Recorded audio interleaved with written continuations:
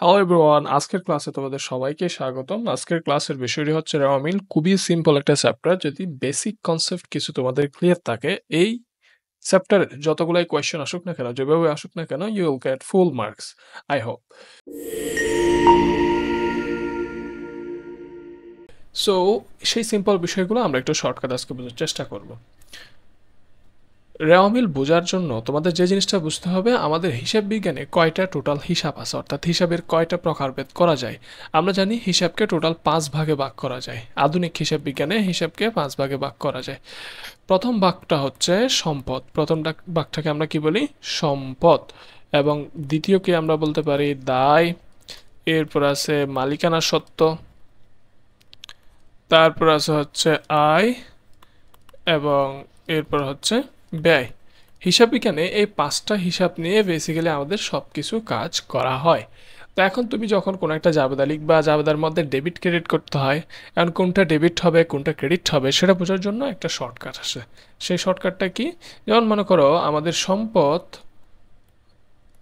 এবং ব্যয়, এই দুইটা জিনিস বাড়লে হয় ডেবিট। তাহলে সম্পদ থেকে এবং ব্যয় থেকে ব্যয় যদি আমরা নিই, আমরা বলতে পারি সব বাড়লে ডেবিট, রাইট?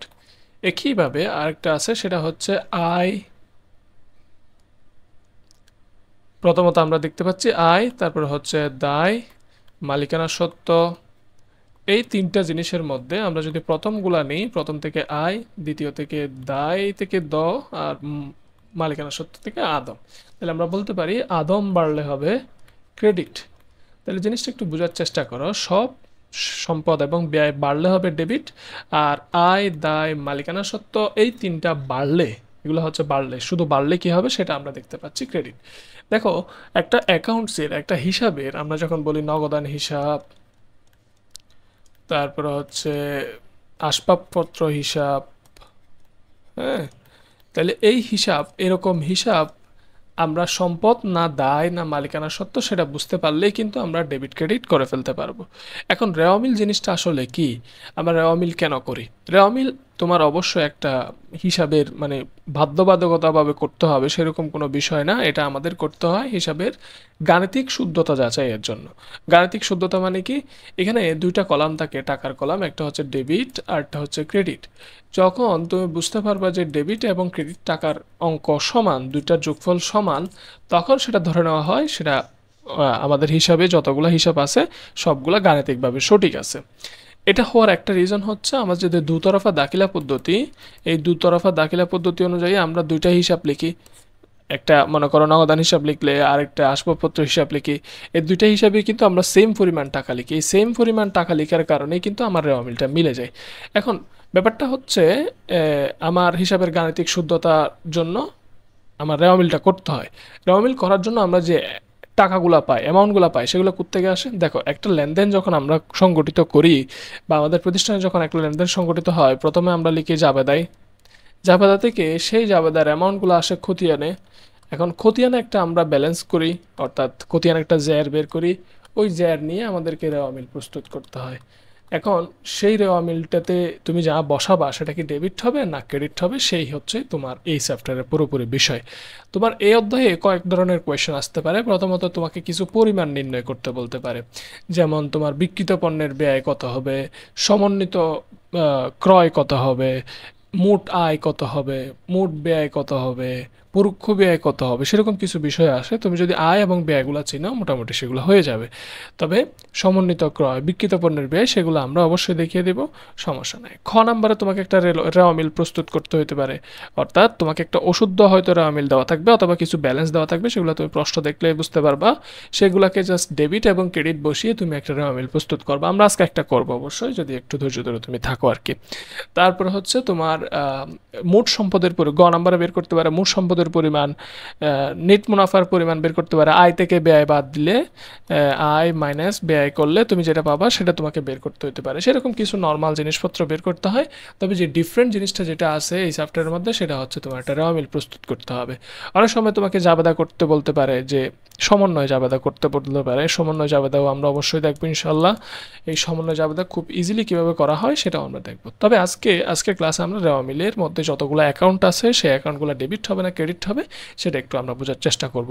সেটা বোঝার জন্য তোমাদের এই জিনিসটা অবশ্যই মাথায় রাখতে হবে যে সম্পদ বাড়লে কি হয়, ডেবিট হয়, ব্যয় বাড়লে ডেবিট হয়, আয় দায় মালিকানা সত্ত্ব এগুলো বাড়লে ক্রেডিট হয়। সুতরাং এগুলোর ব্যালেন্স অথবা জ্যারো হবে, মানে সম্পদ বাড়লে ডেবিট হয়, সুতরাং এটা সম্পদের জ্যারো হবে ডেবিট, আয় বাড়লে ক্রেডিট হয়, সুতরাং আয়ের জ্যার অথবা ব্যালেন্সও হবে ক্রেডিট। এই জিনিসটা একটু মাথায় রাখবা। সেটা যদি মাথায় রাখতে পারো, আমাদের একটা লিস্ট আছে যেগুলো তোমার পরীক্ষায় আসতে পারে, সেরকম হিসাবের লিস্ট। এই হিসাবের লিস্টগুলা থেকে তুমি যদি বুঝতে পারো কোনটা ডেবিট হবে কোনটা ক্রেডিট হবে, you are enough to go. তুমি পরীক্ষায় যে কোনো হিসাবের ডেবিট এবং ক্রেডিট বসাইতে অবশ্যই পারবা। রেওয়া মিল করার জন্য তোমাদেরকে এই বিষয়টা একটু বুঝতে হবে। তবে এখানে কয়েকটা বিষয় রেওয়া মিলে আসে না, সেটা আমরা এটা করার শেষে বলে ফেলবো ইনশাল্লাহ। তবে আমরা দেখি এখান থেকে প্রথমে কি আছে। দেখো, আসবাবপত্র একটা সম্পদ, সেটা অবশ্যই আমরা জানি। তাহলে আসবাবপত্র যেহেতু সম্পদ, সুতরাং এটা সম্পদ বাড়লে কি হয়, ডেবিট হয়। আমরা উপর যদি একটু লিখে রাখি, সব কি হয়, সব সম্পদ এবং ব্যয় বাড়লে ডেবিট হয়, সুতরাং এটার ব্যালেন্সও হবে ডেবিট। আয় দায় এবং মালিকানা সত্ত্ব এই তিনটা বাড়লে কি হয়, ক্রেডিট হয়। সুতরাং আমরা এটা বাড়লে ক্রেডিট অথবা এটার ব্যালেন্সও ক্রেডিট করে ফেলবো। আসবাবপত্র এটা একটা সম্পদ, সুতরাং সম্পদ বাড়লে ডেবিট, আমরা এটার টাকা ডেবিট কলামে লিখবো। ক্রয় একটা খরচ, খরচ হচ্ছে এই যে ব্যয়, ব্যয়, সুতরাং আমরা এটাকে বলতে পারি এক্সপেন্স, এই জন্য আমরা এক্সপেন্সের করে বা ডেবিট করে লিখে ফেলবো। বিক্রয় এটা একটা রেভিনিউ বা আয়, তাহলে রেভিনিউ এবং আয়, আয় কোথায় লিখবো, ক্রেডিট করে লিখবো, তাহলে আমরা এটা ক্রেডিট করে লিখে ফেলবো। উত্তোলন, এই উত্তোলন নিয়ে একটু কথা আছে, আমি এই জিনিসটা একটু তোমাদেরকে বোঝাই। উত্তোলন এটাকে খরচ কখনোই বলবা না। অনেক সময় দেখবা তোমাদেরকে বলতে পারে উত্তোলন হচ্ছে একটা খরচ। ন, উত্তোলন হচ্ছে, দেখো উত্তোলন করলে আমরা যেটা করি, বলি যে মালিকের যে অধিকার, মালিকানা সত্ত্ব কমে যায়। কি হয়ে যায়, মালিকানা সত্ত্ব কমে যায়। তো মালিকানা সত্ত্ব যদি কমে, সেটা খরচ হতে হবে, ব্যাপারটা এরকম না। এটাকে বলা হয় বিপরীত মালিকানা সত্ত্ব। কি বলা হয়, বিপরীত মালিকানা সত্ত্ব।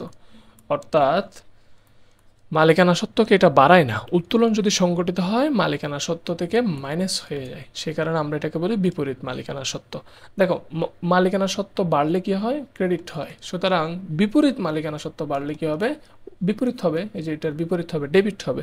সুতরাং আমরা সেই কারণে বলবো উত্তোলন বিপরীত মালিকানা সত্ত্ব, সেই কারণে এটা বাড়লে কি হবে, ডেবিট হবে।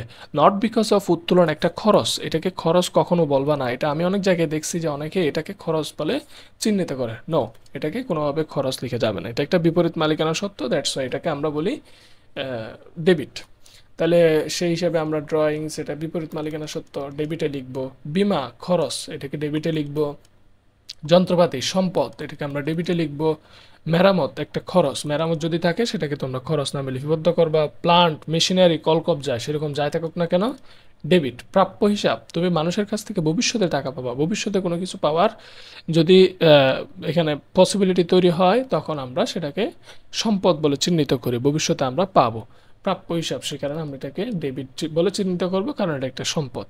তারপরে হচ্ছে বেতন, বেতন খরচ, অবশ্যই তুমি কাউকে বেতন দিবে, সেটা একটা খরচ। কিন্তু উপভাড়ার ক্ষেত্রে ব্যাপারটা বুঝতে হবে। উপভাড়া জিনিসটা কি, ধরো তুমি ভাড়া দিচ্ছ, ভাড়া মানে হচ্ছে তোমার বাসা ভাড়া হইতে পারে, দোকান ভাড়া, যেটাই দাও সেটা তুমি প্রদান করো। কি করো, প্রদান করো। কিন্তু উপভাড়া মানে হচ্ছে এটা বেসিক্যালি তোমাকে দেওয়া হয়, তুমি প্রাপ্ত হও। তুমি কি হও, প্রাপ্ত হও। ধরো তুমি একটা বাসা নিছো, যে 3 রুমের একটা বাসা নিছো, ওই বাসাটা জন্য তুমি যে ভাড়া দাও সেটা তো হচ্ছে ভাড়া। কিন্তু ওই বাসাটাতে 3 রুমেতে তুমি থাকো না, এক রুমটা তুমি অন্য কাউকে ভাড়া দিয়ে দাও এবং ওর কাছ থেকে একটা তুমি ভাড়া নাও, সেটাকে বলা হয় উপভাড়া। এটাকে বলা হয় ভাড়ার উপর ভাড়া আর কি। ভাড়ার উপর ভাড়া দিলে সেটাকে উপভাড়া বলা হয়, এবং এটা আমরা পাই, সেই কারণে এটাকে একটা আয় বলে চিহ্নিত করতে পারি। যেটা আমরা পাই সেটা আমাদের জন্য কি, অবশ্যই একটা আয় বলে আমরা চিহ্নিত করতে পারি। সুতরাং উপভাড়া সেই হিসেবে একটা রেভিনিউ, রেভিনিউ মানে হচ্ছে আয়, সেই জন্য আমরা এটাকে ক্রেডিট পাশে লিখবো। প্রদেয় হিসাব একটা লায়াবিলিটিস, এই যে দেখো দায়, লায়াবিলিটিস মানে দায়, দায় বাড়লে কি হবে, ক্রেডিট হবে, সুতরাং আমরা সেটাকে ক্রেডিট ব্যালেন্স বলে লিখবো। মনিহারি একটা খরচ, এটাকে অনেক সময় খরচ অনেক সময় সম্পদ, এটা নিয়ে আমরা বিস্তারিত আলোচনা করব যখন আমরা আর্থিক বিবরণী চ্যাপ্টারটা করব। কিন্তু মনিহারিকে সাধারণত আমরা সম্পদ বলি, যাই বলি না কেন এটাকে আমরা ডেবিট পাশে লিখতে পারি, কারণ সম্পদ ব্যয় যেটাই হয় না কেন এটা ডেবিট পাশে হবে। সমাপনী মজুত পণ্য মোস্ট অফ দ্য টাইম আসে না, কিন্তু যখন আসে তখন সেটাকে আমরা সম্পদ হিসাবে ডেবিট পাশে লিখবো। কখন আসে না কখন আসে সেটা নিয়ে আমরা আলোচনা করবো ইনশাল্লাহ, এই ক্লাসে আলোচনা করব। তারপর আছে বিজ্ঞাপন। বিজ্ঞাপন মানে খরচ, অবশ্যই জানো। বিজ্ঞাপন একটা ডেবিট পাশের বিষয়। প্রারম্ভিক মজুত পণ্য অনেক সময় আসে, অনেক সময় আসে না, আলোচনা করব আমরা। এটাকে যদি পাই আমরা ডেবিট পাশে লিখবো। মূলধন, মালিকানা সত্ত্ব। মালিকানা সত্ত্ব বাড়লে কি হয়? মালিকানা সত্ত্ব বাড়লে ক্রেডিট হয়। এই যে দেখো এখানে লিখছি মালিকানা সত্ত্ব, এটা বৃদ্ধি পেলে ক্রেডিট হয়, সুতরাং এটার ব্যালেন্স হবে ক্রেডিট পাশে। সুতরাং মূলধনকে আমরা বলবো ক্রেডিট পাশ। প্রদেয় নোট, এটা হচ্ছে ওই প্রদেয় হিসাবের মতো একটা দায়, সুতরাং এটা একটা লায়াবিলিটিস। লায়াবিলিটিস আমরা ক্রেডিট পাশে লিখবো। 10% বিনিয়োগ, 15% বিনিয়োগ, 20% ইনভেস্টমেন্ট, যেটা থাকুক না কেন এটা আমার একটা সম্পদ। ইনভেস্টমেন্ট, বিনিয়োগ, এগুলো আমার জন্য অ্যাসেট। অ্যাসেট বাড়লে ডেবিট হয়, সুতরাং আমরা ডেবিট পাশে লিখবো। বিলম্বিত বিজ্ঞাপন, বিলম্বিত বিজ্ঞাপনকে বলা হয় অলিক সম্পদ। অলিক সম্পদ, সেই কারণে আমরা ডেবিট পাশে লিখবো। উফো ভাড়া প্রাপ্তি, উফো ভাড়া প্রাপ্তি, এটা অবশ্যই আমরা এর একবার দিছিলাম, আবার চলে আসছে, সমস্যা নাই, যেটাই পাই না কেন এটা আমার ক্রেডিট পাশে, যেহেতু একটা আয়। বিনিয়োগের সুদ, বিনিয়োগের সুদ তুমি পাইছো, দেখো তুমি এক জায়গায় বিনিয়োগ করছো, 1 লাখ টাকা ইনভেস্ট করছো, 1 লাখ টাকার উপর তুমি 10,000 টাকা প্রথম বছর লাভ পাইছো, এই লাভটা তোমার জন্য ইনকাম, এটা ইনকাম, সেই কারণে আমরা বিনিয়োগের সুদকে ক্রেডিট পাশে লিখবো। অফিস সরঞ্জাম একটা সম্পদ, ওই যে ইকুইপমেন্টের মতো, মেশিনারিসের মতো। কমিশন প্রাপ্তি, কমিশন যদি পাও সেটা তোমার জন্য ইনকাম, ইনকাম হলে ক্রেডিট পাশে। কিন্তু প্রাপ্য কমিশন, তুমি একজনের কাছ থেকে টাকা পাবা কিন্তু টাকাটা সে তোমাকে এখনও দেয় নাই, তাহলে ভবিষ্যতে দিবে, সে কারণে আমরা সেটাকে বলবো সম্পদ। কারণ এই যে আমরা এখানে কিছুক্ষণ আগেই দেখছিলাম যে আমাদের একটা প্রাপ্য হিসাব ছিল, প্রাপ্য হিসাব আমরা ভবিষ্যতে মানুষের কাছ থেকে পাবো, সেই কারণে কিন্তু আমরা প্রাপ্য হিসাব বলি। এবং এই বিষয়টাই আমরা এখানে একটু লিখবো যে কমিশন যদি আমরা এখনো না পাই সেটাকে আমরা বলি প্রাপ্য। প্রাপ্য মানে হচ্ছে এখনো পাই না, ভবিষ্যতে পাবো। যদি ভবিষ্যতে পাবো হয় তখন সেটা আমার জন্য সম্পদ হয়ে যাবে। সম্পদ হলে সেটা হবে ডেবিট। দেখো কমিশন প্রাপ্তি সেটা ক্রেডিট, কিন্তু প্রাপ্য কমিশন সেটা হচ্ছে আমার ডেবিট। মজুরি একটা খরচ, অবশ্যই আমার সেটা ডেবিট হবে, বেতনের মতোই। হাতে নগদ, ব্যাংক জমা, এখানে দুই ধরনের থাকতে পারে, একটা প্রারম্ভিক সমাপনী, যে আমরা যদি দেখি তাহলে যদি আমাদের এখানে তুলতে হয় সেটা আমরা অবশ্যই ডেবিটে লিখবো। কখন কি তুলবো সেটা নিয়ে আমরা আলোচনা করছি অবশ্যই। অফিস খরচ, এটা একটা খরচ, আমরা অবশ্যই ডেবিটে লিখবো। মুখস্থ না করে এটা থাকলে সবসময় ডেবিট হবে, এটা থাকলে সবসময় ক্রেডিট হবে, আমি এই বিষয়টা তোমাদের চাইলে বলতে পারতাম, কিন্তু বলছি না, কারণ এটা তোমাদের নিজেদেরই ক্ষতি করা হবে। যদি একটু বুঝে যাও কোনটা খরচ, কোনটা আয়, কোনটা ব্যয়, তোমরা কিন্তু লাইফে অনেক কিছুই শিখতে পারবা, অনেক কিছুই নিজে নিজে চিন্তা করে বের করতে পারবা। That's I am trying to like teach you in that way, যে তুমি সব কিছু বুঝে একটু করো। তারপর হচ্ছে বিবিধ খরচ, তাহলে খরচ যেহেতু এটা অবশ্যই কী হবে, বিবিধ খরচ মানে হচ্ছে যেটার অ্যাকচুয়ালি মানে স্পেসিফিক কোনো নাম নাই, কিন্তু এটা বিভিন্ন টাইপের খরচ এখানে হয়ে গেছে। বিনিয়োগ, যে বলছিলাম সম্পদ, তো এখানে অনেকগুলা দুইবার চলে আসছে, কিন্তু সমস্যা নেই। ভূমি একটা সম্পদ, ভূমি অবশ্যই আমার জন্য সম্পদ। শেয়ার অধিহার, এই শেয়ার অধিহারটা হচ্ছে মালিকানা সত্ত্বের একটা অংশ, এটা আমরা সেকেন্ড পেপারে আলোচনা করবো বিস্তারিত, কিন্তু মালিকানা সত্ত্বের অংশ যেহেতু, সুতরাং আমরা এটাকে আমরা ক্রেডিট পাশে লিখবো। বিক্রয় ফেরত, দেখো বিক্রয় করলে এটাও কিন্তু আবার খরচ না, এটাও কিন্তু ওই উত্তোলনের মতো একটা বিষয়, একটু খেয়াল করো। আমরা যখন বলি যে বিক্রয় হচ্ছে একটা কি, বিক্রয় হচ্ছে আমার জন্য আয়। এখন তুমি যদি এই বিক্রয়টাকে ফেরত দিয়ে দাও, বিক্রয় যখন তুমি ফেরত দিয়ে দাও, ব্যাপারটা কি হচ্ছে, তুমি আয়কে ফেরত দিয়ে দিচ্ছ, এরকম না? সুতরাং এটাকে আমরা বলতে পারি বিপরীত আয়। তাহলে বিপরীত আয় কি হবে, আয় যদি বাড়লে ক্রেডিট হয়, বিপরীত আয় বাড়লে কি হবে, ডেবিট হবে। বেসিক কনসেপ্ট, উল্টা যেহেতু বিপরীত, যেহেতু ক্রেডিটের বিপরীত কি ডেবিট, সুতরাং বিক্রয় ফেরত বাড়লে কি হবে, ডেবিট হবে, সুতরাং এটার ব্যালেন্স হবে ডেবিট ব্যালেন্স। বিক্রয় ফেরত এটা কি হবে, ডেবিট ব্যালেন্স হবে। এটা মনে রাখতে পারো, বিক্রয় হলে ডেবিট ক্রেডিট হয়, সুতরাং যেহেতু ফেরত এটাকে উল্টা হবে, ডেবিট হবে। জীবন বীমা প্রিমিয়াম, এটা যখন তোমাকে শুধু বীমা থাকবে, শুধু বীমা থাকলে সেটা তোমার জন্য খরচ, কিন্তু জীবন বীমা থাকলে সেটা হচ্ছে তোমার জন্য উত্তোলন। উত্তোলনে যে আমরা কিছুক্ষণ আগে করছিলাম, উত্তোলন বিপরীত মালিকানা সত্ত্ব, সুতরাং আমার এখানে ডেবিট হবে। প্যাকিং খরচ, যেহেতু খরচ, ডেবিট হবে। ছাপা ও মনিহারি, এটাও একটা খরচ, যে প্রতিষ্ঠানে খাতা কাগজ কলম প্রিন্টারের খালি, এগুলো হচ্ছে ছাপা ও মনিহারি, সেগুলোকে আমরা ডেবিট পাশে লিখবো। ইজারা সম্পত্তি, এটা একটা সম্পদ, সম্পদ হিসেবে আমরা ডেবিট পাশে লিখবো। কুঋণ সঞ্চিতি, এটা হচ্ছে বিপরীত সম্পদ, খেয়াল রাখবা। কুঋণ সঞ্চিতি এই জিনিসটা করা হয় প্রাপ্য হিসাবের জন্য, কিসের জন্য, প্রাপ্য হিসাব বা দেনাদারের জন্য। তাহলে এটা যেহেতু দেনাদারের জন্য করা হয়, এটা দেনাদারকে কমায় দেয়, সেই কারণে এটাকে আমরা বিপরীত সম্পদ বলি। বিপরীত সম্পদ মানে এটা ক্রেডিট পাশে হবে যদি ব্যালেন্স থাকে। প্রভিশন ফর ব্যাড ডেটের জন্য আমি ইংলিশে লিখে রাখছি, তোমরা এখানে দেখতেই পাচ্ছ, এগুলো একটু মনে রাখতে হবে। তাহলে কুরিন সঞ্চিতি আমরা ক্রেডিট পাশে লিখব। সাধারণত বেশিরভাগ সঞ্চিতি আমাদের ক্রেডিট পাশে লিখতে হয়, এটা একটু খেয়াল রাখবা। বিমা প্রিমিয়াম যেহেতু এই যে বললাম কিছুক্ষণ আগে আমরা জীবন বিমা প্রিমিয়াম পেয়েছিলাম, সেটা উত্তোলন কারার ডেবিট করছিলাম, কিন্তু এই বিমা প্রিমিয়াম হচ্ছে শুধু বিমা প্রিমিয়াম থাকলে সেটা এক্সপেন্স, সেটাকে আমরা ডেবিট করব। এখানে স্টার মার্ক দিই। ভাড়া, খরচ, সাপ্লাইস অনেক সময় সম্পদ, অনেক সময় খরচ, হয়ে যে মনিহারের মতোই, সেটাকে আমরা ডেবিট করব। ব্যাংক জমাতিরিক্ত, দেখো ব্যাংক জমা হলে সেটা হচ্ছে ডেবিট, ব্যাংক জমা এটা তোমার জন্য সম্পদ, কিন্তু তুমি ব্যাংকে যে টাকা জমা রাখছো তার চেয়ে বেশি টাকা তুলে ফেলছো, সে কারণে এটাকে বলা হয় জমাতিরিক্ত, জমার চেয়ে বেশি তুমি তুলে ফেলছো, এবং এটা হচ্ছে তোমার জন্য একটা দায়, ব্যাংক জমাতিরিক্ত দায়, সে কারণে আমরা ক্রেডিট পাশে লিখবো। হাতে নগদ একটা সম্পদ, সে কারণে আমরা এটা ডেবিট পাশে লিখবো। তোমার কাছে কত টাকা হাতে নগদ আছে সেটা তোমার জন্য অবশ্যই সম্পদ। প্রারম্ভিক যে ব্যাংক জমা বেসিক্যালি আসে না রেওয়ামিদের মধ্যে, সেটার জন্য আমরা এখানে লিখবো না, এটা এখানে কাটা দেওয়ার কথা। ব্যাংক চার্জ, এটা ব্যাংকের জন্য আয় হলেও তোমার জন্য একটা খরচ, তোমার কাছ থেকে ব্যাংক টাকা কেটে নিছে, সুতরাং চার্জকে আমরা ডেবিট করব। বকেয়া বেতন, এটা হচ্ছে তোমার একটা দায়, এটাকে আমরা ক্রেডিট করব। ব্যাংক ঋণ এটা একটি কি তোমার জন্য দায়, তুমি ব্যাংক থেকে লোন নিছো, এটা দায়। ঋণের সুদ, যদি ঋণের সুদ হয় সেটা আবার এক্সপেন্স, ঋণের সুদ কি হবে এক্সপেন্স, সেই কারণে আমরা এটা ডেবিট পাশে লিখবো। জাহাজ ভাড়া, খরচ, ডেবিট পাশে লিখবো। আমি বেসিক্যালি তোমার সবগুলো অ্যাকাউন্টে দেখাই দিচ্ছি যাতে তোমরা আসলে পরীক্ষা ইজিলি এখান থেকে করতে পারো। প্রাপ্য বিল, এটা তোমার জন্য ওই যে প্রাপ্য হিসাবের মতো সম্পদ। প্রদেয় বিল ক্রেডিট, যেহেতু তোমার একটা দায়। স্বল্পমেয়াদী ঋণ, এটা ঋণ যে প্রকারই হোক না কেন এটা অবশ্যই ক্রেডিট হবে। ব্যাংক তহবিল, ওই যে ব্যাংক জমার মতোই, ব্যাংক ব্যালেন্স ডেবিট পাশে হবে। শিক্ষানবিশ স্যালামি মানে হচ্ছে ট্রেডিং দিয়ে যে ইনকাম হয়, তুমি কাউকে কোনো কিছু শিখাইছো সে কারণে যে ইনকাম হয়েছে প্রতিষ্ঠানে সেটা হচ্ছে আয়, সে যদি স্যালামি থাকে, স্যালামি শব্দ থাকলে প্রতিষ্ঠান পাইছে, প্রতিষ্ঠানের জন্য ইনকাম, সেই কারণে আমরা এটা ক্রেডিট লিখবো। ট্রেডমার্ক, এগুলো হচ্ছে সম্পদ, অস্পর্শনীয় সম্পদ। ডক চার্জ, খরচ। আমদানি শুল্ক, খরচ, এই আমদানি শুল্ক, ডক চার্জ, এগুলা সবসময় খরচ, এগুলো মাথায় রাখবো। প্যাটেন্ট একটা সম্পদ, প্যাটেন্ট আমরা ডেবিট পাশে লিখবো। বাট্টা প্রাপ্তি হচ্ছে আমার জন্য ইনকাম, যে আমি 10 টাকা দেওয়ার কথা ছিল 8 টাকা দিয়েছি, 2 টাকা বেঁচে গেছে, এটা আমার জন্য প্রতিষ্ঠানের জন্য ইনকাম। তারপর হচ্ছে সাধারণ খরচ মানে খরচ, এটা আমরা ডেবিট পাশে লিখবো। ব্যাংক জমা 2বার চলে আসছে, এটা ডেবিট পাশে লিখবো। সমন্বিত ক্রয়, যদি সমন্বিত ক্রয় থাকে সেটা আমরা ক্রয়ের মতোই ডেবিট পাশে লিখবো। আশা করি বুঝতে পারছো এখানে তোমরা কি কি লিখবা। কিন্তু এখানে একটা জিনিস তোমরা যদি খেয়াল করো, আমাদের সর্বশেষ যেটা করতে হবে, আমার টোটাল যা ডেবিট টাকা হয়েছে, টোটাল যা ক্রেডিট টাকা হয়েছে, এই দুইটাকে অবশ্যই কি হইতে হবে, সেম হইতে হবে। দুইটাকে অবশ্যই কি হইতে হবে, সেম হইতে হবে।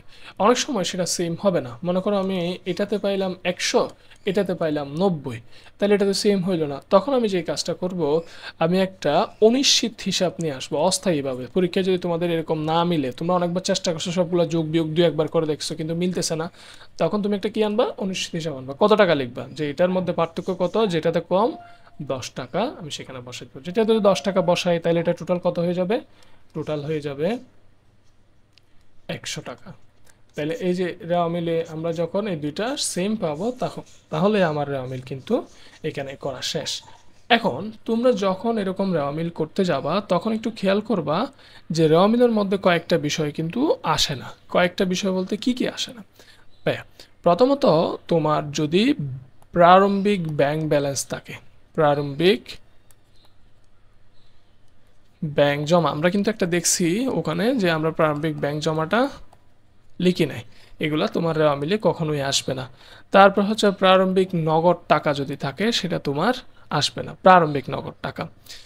তারপর সাধারণত সমাপনী মজুত পণ্য আসবে না। কি আসবে না? সমাপনী মজুত পণ্য আসবে না। কিন্তু কিন্তু এটাতে হচ্ছে মনে করো ক্রয় আছে এবং সেখানে যদি সমাপনী মজুত পণ্য থাকে, প্রারম্ভিক ব্যাংক জমা, প্রারম্ভিক নগদ জমা, এগুলো যদি থাকে আমরা এগুলা অবশ্যই একদমই আনবো না। কিন্তু মনে করো আমার এখানে কি আছে, সমন্বিত ক্রয় আছে। সমন্বিত ক্রয়, যদি সমন্বিত ক্রয় থাকে প্রারম্ভিক ব্যাংক জমা তো আসবে না, সমাপনী মজুত পণ্য তখন আসবে। তখন যেটা আসবে না সেটা হচ্ছে প্রারম্ভিক ব্যাংক জমা কখনোই আসবে না, এটা মাথায় রাখবা। প্রারম্ভিক ব্যাংক জমা, প্রারম্ভিক নগদ, তখন আবার প্রারম্ভিক মজুদ পণ্য আসবে না, প্রারম্ভিক মজুদ পণ্য। একটু খেয়াল করো, আমি যেটা বুঝাতে চাচ্ছি, যদি ক্রয় থাকে, শুধু ক্রয় থাকে, তখন সমাপনী মজুদ পণ্য আসবে না। যদি সমন্বিত ক্রয় থাকে তখন প্রারম্ভিক মজুদ পণ্য আসবে না। তাহলে সমাপনী মজুদ পণ্য, সমন্বিত ক্রয় থাকলে সমাপনী মজুদ পণ্য অবশ্যই আসবে। এই জিনিসটা একটু তুমি মাথায় রাখতে পারলে কিন্তু তোমার জন্য হয়ে যাবে। তো ক নাম্বার তোমাকে এরকম প্রশ্ন বের করতে বলতে পারে যে সমন্বিত ক্রয় কত, সমন্বিত ক্রয়ের পরিমাণ নির্ণয় করো। এটা যদি তুমি বের করতে চাও, তোমাকে প্রথমত প্রারম্ভিক মজুদ পণ্যটা লাগবে, প্রারম্ভিক মজুদ। এই প্রারম্ভিক মজুদের সাথে তুমি নতুন করে কত ক্রয় করছো সেটা যোগ করবা, এবং এখান থেকে তুমি সমাপনী মজুদটা বাদ দিবা। As simple as that. সমাপনী মজুদ পণ্যটা যদি বাদ দিয়ে দাও, তাহলে তোমার এখানে যেটা থাকবে সেটাকে আমরা বলছি সমন্বিত ক্রয়। তাহলে এই সমন্বিত ক্রয় যদি থাকে, রেওয়া মিলের মধ্যে সমাপনী মজুদ পণ্য আসবে কিন্তু প্রারম্ভিক মজুদ পণ্য আসবে না। যদি সমন্বিত ক্রয় না থাকে, যদি সমন্বিত ক্রয় না থাকে, শুধু ক্রয় থাকে, তখন প্রারম্ভিক মজুদ পণ্য আসবে কিন্তু সমাপনী মজুদ পণ্য, প্রারম্ভিক মজুদ পণ্য আসবে কিন্তু সমাপনী মজুদ পণ্য আসবে না। এই বিষয়টাই হচ্ছে তোমাদের যদি একটু মাথায় রাখতে পারো। অনেক লম্বা হয়ে গেছে আশা করি, কিন্তু তোমরা এখান থেকে যে অ্যাকাউন্টগুলো সম্পর্কে জানছো আশা করি সেগুলো তোমার পরীক্ষায় হেল্পে আসবে। যদি কোনো কোয়েশ্চন থাকে please let me no in the comment box, অথবা আমার ফেসবুক পেজের লিঙ্ক ডিসক্রিপশন বক্সে দেওয়া আছে। আমাদের যে ফেসবুক পেজ আছে ওখানে তোমরা সরাসরি মেসেজ করতে পারো বা কমেন্ট করতে পারো। I would really love to help you out.